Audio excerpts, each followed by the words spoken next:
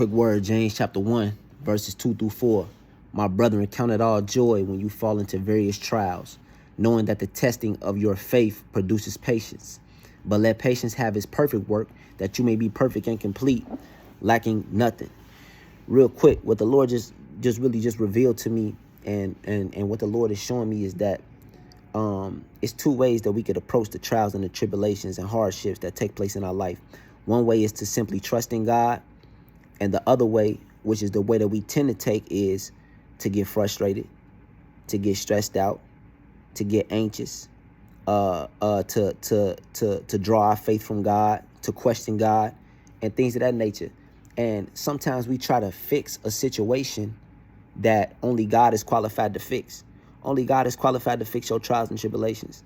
Only God is qualified to fix your hardship. That's the reason why people fall into depression. People fall into stress. People fall into anxiety. People have mental breakdowns because they trying to fix something or do something that only God is qualified to fix and do. That's why the Bible says, count it all joy. And we have to just sit and have faith and just let God work things out in our life. The Bible says count it all joy because it's a beautiful thing when you go through trials and tribulations, because trials and tribulations come to build our character in this walk with Christ. Sometimes people are quick to take the elevator instead of the stairs. And what I mean by that is the elevator, you just hop on the elevator, you pick whatever flow you want to go on, and you automatically on that flow. Versus the stairs, where the lessons is on the stairs. God is taking you through this situation to build your faith, to build your patience, to build your perseverance, to build your steadfastness. And that word steadfast means to be unmovable or unwavering. So our faith have to be planted.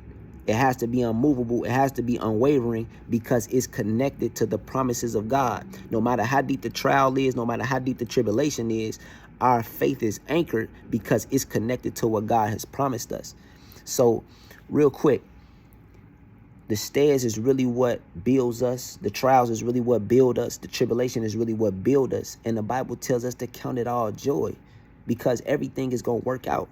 You know what I'm saying? Even the Bible says in Psalms chapter 37, verse 25, it says, I was young, but now I'm old, yet have I not seen the righteous forsaken, nor God's seed beg for bread. So it's like at the end of the day, no matter how deep the trial is, no matter what we're going through, God is not going to sit there and watch us be in need and not provide for us. He's not going to sit there and watch us go through a situation by ourselves. In fact, God is not even calling us to use our own strength in the trials and tribulations that we go through. Our strength makes us unqualified. God has given us his strength while we're going through these trials and tribulations so that we guaranteed to make it through.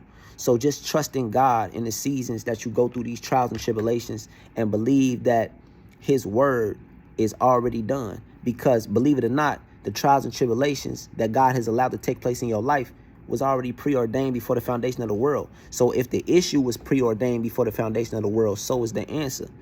God already got it figured out before you was even in your mother's womb. You see what I'm saying? So check this out real quick. I'm going to leave y'all with this.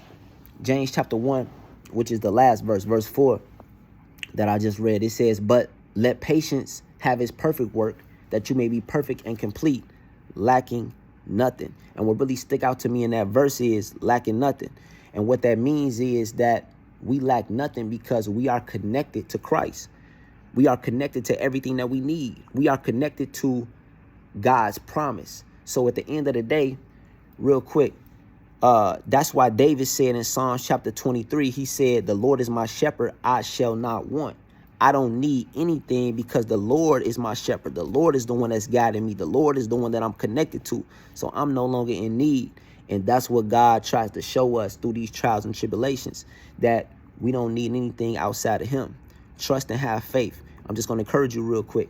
Whatever you're going through, however deep the hardship, the situation, the trial, the tribulation is, trust in God, knowing that it's already done by faith. It's already done. And count it all joy because he building you. He ridding you of yourself and he's imputing his character in you.